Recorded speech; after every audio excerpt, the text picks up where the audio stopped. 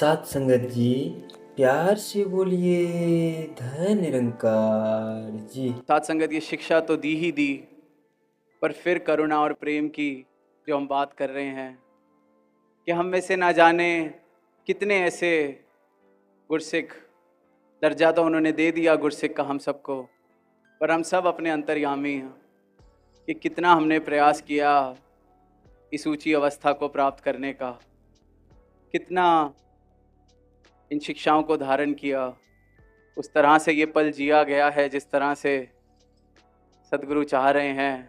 तो यही एक भाव आना, वही एक मुस्कुराता हुआ चेहरा सामने।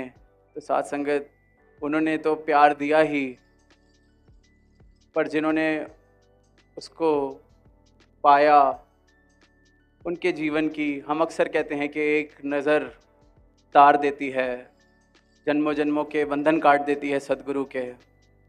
वो तो किया ही किया, पर इस जीवन को जीते जीते जो राहत मिली सिर्फ देख लेने मात्र से। और साथ संगत प्रेम शब्द जो है, दास पहले भी अभी जो कहा कि बहुत फीका, क्योंकि ये प्रेम और कहाँ किसी ने इस तरह से महसूस किया होगा कि इतने प्यार से कुछ कहा भी नहीं, कुछ देखा भी नहीं।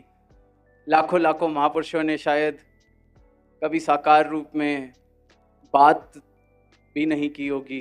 कितने ऐसे महापुरुष मिलते हैं जिन्होंने कभी साकार रूप के दर्शन भी नहीं किए उस रूप में, पर कहते हैं कि राहत ही जीवन में। तो इस प्रेम के आगे, इस तरह इस प्रेम की जब बात की जाती है, इतनी ज़्यादा जिस प्रेम में क्षमता, विशालता, जिस प्रेम का इतना गहरा प्रभाव, असीम प्रभाव, किसी दायरे तक सीमित नहीं कि दुनियावी रूप में जो उनका परिवार, कि वहीं तक उस प्रेम का प्रभाव है, वहाँ तो है ही। पर जो ये हम अक्सर कहते हैं कि निरंकारी मिशन एक परिवार है, बाबा जी का सारा परिवार ये मिशन है। माता सविंदर जी अक्सर कहते थे कि दिस होल मिशन, इस सारे महापुरुष बाबा जी की फैमिली हैं। तो एक एक बच्चे तक उसी प्रभाव से वो प्यार पहुंचा। तो ऐसे प्यार के लिए, ऐसे प्रेम के लिए, ये प्यार और प्रेम शब्द भी बहुत छोटे लगते हैं। बाबा हरदेव सिंह जी अक्सर अपने प्रवचनों में जीवन की इस बाजी को जीतने के लिए इंसान को आवाज़ देते थे कि ये बाजी मिली है, ये जीत जाओ। कहीं ऐसा ना हो कि ये बाजी बाद में पछताना पड़े कि ये बाजी तो मैं जीत सकता था। साथ ही ये भी कहना कि ये जिन ऊंचाइयों को ये जीवन प्राप्त कर सकता है, आशीर्वाद देते थे कि सबके जीवन उन ऊंचाइयों को प्राप्त करें। और वो इसलिए क्योंकि दिल में सदगुरु के करुणा, प्रेम, दया, कि ये इतनी ऊंचाइयों तक पहुंच सकता है, ये क्यों ऐसे इंसान ज़मीन पर रुल रहा है, इसको अपनी कीमत ही नहीं पता। अक्सर ये बात कहनी कि जीवन ऊंचाइयों को प्राप्त करे। कौन सी ऊंचाइयाँ? कि इस जीवन में सच शामिल हो जाए, इस जीवन को इस माया के आधार पर जी के ना व्यर्थ गवाया जाए, इस एक के साथ मिल के अपने सच्चे स्वरूप को पहचान के एक में खोकर ऐसा ऊंचा जीवन जिया जाए। आज भी उस मिसाल का जिक्र हुआ जो बाबा जी निरंतर मौके मौके पर देते कि ज़रूरी है, ये बात बिल्कुल ठीक कि माया का प्रभाव बहुत प्रबल है, पर जब हम ऊंची अवस्था को इस प्राप्त कर लेते हैं तो ये माया बहुत छोटी लगती है। और वो हवाई जहाज़ वाला एग्जाम्पल देना कि जब ऊंची ऊंची बिल्डिंगों को ज़मीन पर खड़े होकर देखते हैं तो वो कितनी बड़ी, ऐसे लगता है कि इनसे तो बड़ा कुछ हो ही नहीं सकता। और फिर जब कभी मौका मिले किसी को हवाई जहाज़ से इस धरती को देखने का, तो वो बिल्डिंग्स कितनी छोटी। तो यही बात कहनी कि इन ऊंचाइयों को इस प्रकार प्राप्त किया जाए कि बेशक ये माया बलशाली है, पर फिर वो गुरसिखों पे उसका कोई जोर नहीं, क्योंकि ऐसी ऊंची अवस्था प्राप्त कर लेते हैं गुरसिख। जीवन कितना अच्छा है, कितना खूबसूरत है।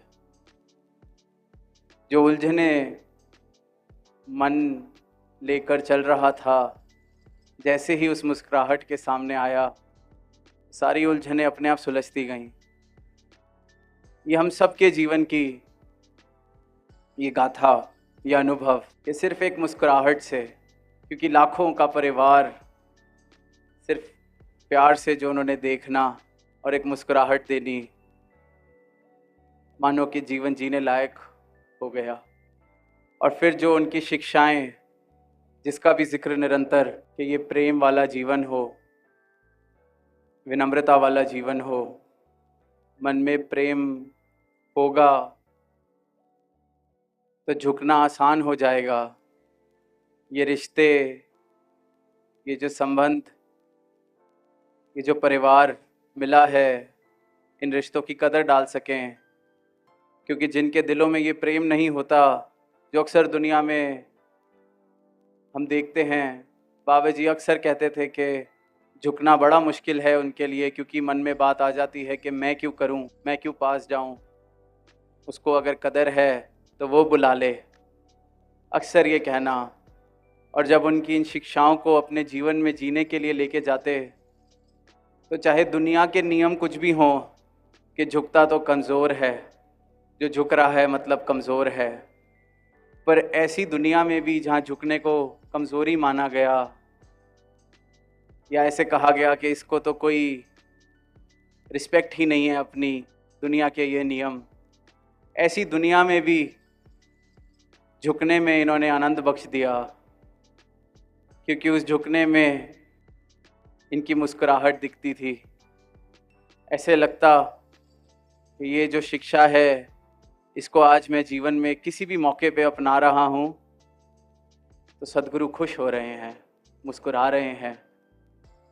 तो वो जो रिसीविंग एंड पे उस मुस्कुराहट के हम सब रहे हैं, तो आई एम श्योर, दास दावे से कह सकता है कि हम सबके ही जीवन में वो झुकना आसान इसलिए हो गया क्योंकि ऐसा लगा कि इस तरह से झुकेंगे तो पातशाह और मुस्कुराएंगे। पर जब जीवन में जिसके जीवन में उस रूप में सद्गुरु ने छाप छोड़ी, आशीर्वाद दिए, वरदान दिए, तो हर एक जीवन को ये समझ आया कि जिसको हम अभी तक प्रेम समझते थे या कहते थे, वो तो कुछ भी नहीं है। प्रेम तो इसे कहा जाता है। और हम निरंतर सुनते आ रहे हैं कि किस प्रकार बाबा जी ने प्यार बांटा, मुस्कुराहट बांटी, एक एक गुरसिख को, एक एक मानव को, जहाँ जहाँ भी साकार रूप में जाया जा सकता है वहाँ गए। सारी ही मानवता के लिए बहुत ही करुणा दिल में लेके कि ये जो जीवन है सफल हो सके सबका। तो इस जिक्र में हम निरंतर बात करते हैं कि बाबा जी ने ऐसे प्यार दिया, चाहे वो साधारण सी एक मिसाल कि चिड़िया पानी डाल रही है अपनी चोंच से आग में, और संतों ने भी आग बुझाने वाले किरदार बनाने हैं। बाबा हरदेव सिंह जी अक्सर इस मिसाल का उपयोग करके ये प्रेम वाले भावों से हमें युक्त करते।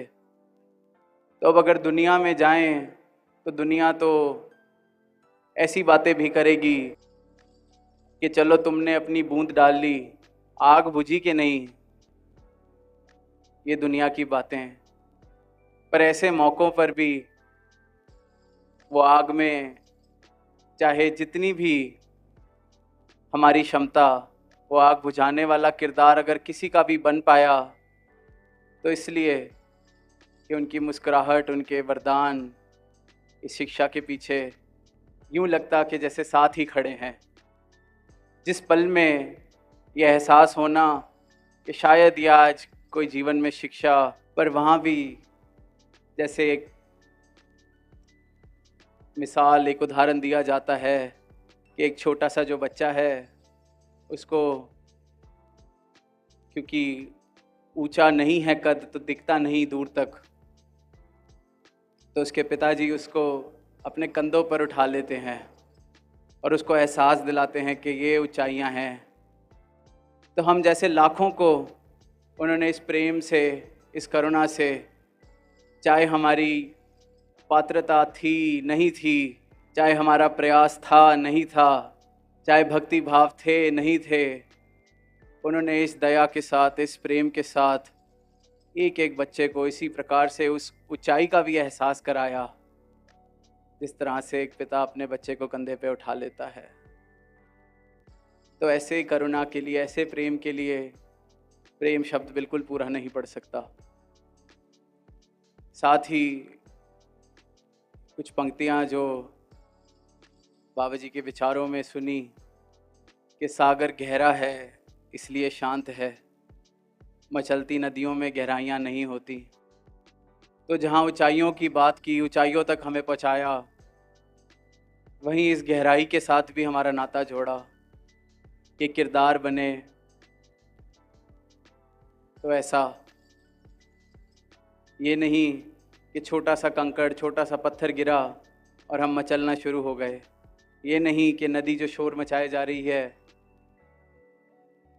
नहीं, इस एक के साथ जोड़ा तो हम सबसे इस गहराई का नाता जोड़ा और उन गहराइयों तक भी खुद ही लेके गए कि जीवन कैसा होना चाहिए। सदगुरु के चरणों में उन्होंने अपनी तोड़ निभाई, किस प्रकार सदगुरु को रिझाया कि आज उनका जिक्र भी बाबा हरदेव सिंह जी के साथ हम सब करते हैं। तो हम सोच ही सकते हैं किस प्रकार का वो जीवन रहा कि आज इस तरह से उसको याद किया जाता है। तो उन्होंने एक बार बाबा हरदेव सिंह जी की हजूरी में किसी समागम में कुछ पंक्तियां कहीं, और वो आज दास के जो भाव, जो दास ने आपसे कहे कि कोई शब्द तो साथ नहीं दे रहे, तो पंक्तियां शायद दास को पूरी तरह तो याद नहीं, पर कुछ इस तरह से थी कि जिक्र इनका करना है तो खबरदार कहीं तौहीन ख्वाब ना हो जाए। और फिर आगे वो समझाते कि ये सदगुरु का जिक्र भी करना है तो पहले चेतन हो जाना, खबरदार हो जाना, कहीं ख्वाब में भी तौहीन ना हम कर बैठें। तो ये अवस्था साथ संगत व्याख्यान किया कि परमात्मा इसी प्रकार भूले भटकों को वापस गले लगाता है। और साथ संगत शब्द, मन, हर चीज़ भावुक भी हो रही है। तो दास अंत में यही शुक्राना भी करेगा कि उस रूप में बहुत परोपकार, मेहरबानियाँ, फिर आपने जो माता सविंदर जी के रूप में हमें संभाला और आज इस रूप में हमें संभाल रहे हो, प्यार दे रहे हो। तो आप संभालते रहना, एक एक बच्चे का जीवन जैसा आप चाहते हो वैसा बन सके। और हम सब भी साथ संगत प्रयास करें। अक्सर हम कहते हैं कि बाबा जी ने कितनी गलतियों को नज़रअंदाज किया, उस रूप ने कितनी गलतियां हमारी ऐसी नज़रअंदाज की। तो हम इतना प्रयास करें कि अब इस रूप में उन्हीं गलतियों को ना दोहराएं, हम भी चेतन हो सकें। क्योंकि जितनी दया और जितनी करुणा के साथ सदगुरु ने ऊंचाइयों वाला जीवन हम सबको प्रदान कर रहे हैं, तो हम ये सोच के देखें, अगर जीवन उन ऊंचाइयों तक नहीं पहुंचता या उन ऊंचाइयों तक पहुंचा देने के बाद उस तरह से कंधे पर उठा के भी जीवन की वो ऊंचाइयों का एहसास दिलाने के बाद अगर हम नीचे उतर जाएं, तो कितनी पीड़ा सदगुरु के दिल को होती होगी। और फिर वो हमें दोबारा उन ऊंचाइयों तक पहुंचाना चाह रहे हैं। तो हम सब भी ये प्रयास करें कि वो गलतियां ना दोहराई जाएं, जीवन हम सबका वाकई ऐसा बने जैसा बाबा हरदेव सिंह जी ने अक्सर कहा कि हम सबके जीवन की संभावना है। हम सबका जीवन जो एक कागज़ का फूल मृतक, उस सबको जीवित किया, उस सब में प्रेम की महक जो भरी गई है, उसको हम आज सदगुरु माता जी की रहनुमाई में इस रूप में जीते चलें कि जैसा ये चाह रहे हैं वैसा हम सबका जीवन बन सके, कोई सीमितता नहीं रहे। और अनेकों ऐसे चलते फिरते मिसालें हमारे साथ चल रही हैं जो वो प्यार बांट रही हैं। जैसे दास ने पहले भी कहा कि ये बेशक परिवार असीम है, पर जब हम नज़दीक से देखते हैं तो जीवन परिवार में भी ऐसे जिए जा रहे हैं कि जहाँ से वो झलक प्राप्त हो रही है। तो दास अपने लिए भी यही अरदास सदगुरु माता जी से करना चाहेगा कि निरंतर जिक्र होता है कि साध संगत जी बाबा जी के सर का ताज, आप जी के सर का ताज। तो दास को भी जीवन जो आप जी ने दिया है वो सबकी सेवा में, सबके चेहरे पर मुस्कुराहट लाने में ही इस जीवन को लगाए रखना, जैसा आप जी चाहते हैं हम सबका जीवन आप जी बनाना, प्यार से कहना। धन निरंकार जी।